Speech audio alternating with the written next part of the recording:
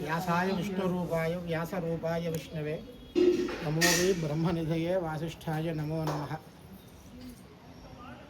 व्यासं वसिष्ठनप्तारं शक्तेः पौत्रमकल्मषं पराशरात्मजं वन्दे सुखपादं भगवन्ति।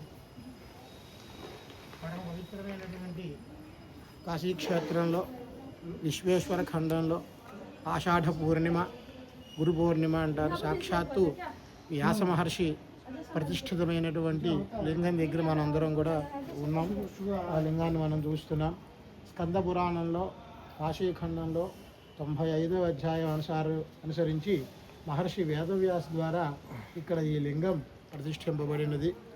మనం కాశీని మరణించడం కోసం ఇక్కడికి వస్తాం.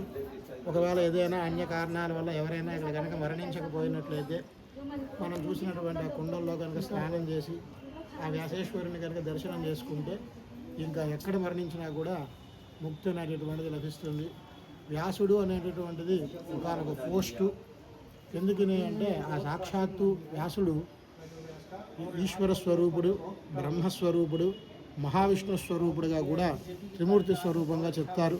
ఆ వ్యాసుల వారు అష్టాదశ పురాణాలు వ్రాశారు. తర్వాత భాగవతాన్ని వ్రాశారు తృప్తి చెందక. తర్వాత భారతం రాసేటప్పుడు ప్రతిజ్ఞ చేశారు. ఇది హాస్తి తదన్యత్ర ఎన్నే హాస్తి తత్కచిత్ అని ప్రతిజ్ఞ చేసి భారతాన్ని వ్రాశారు.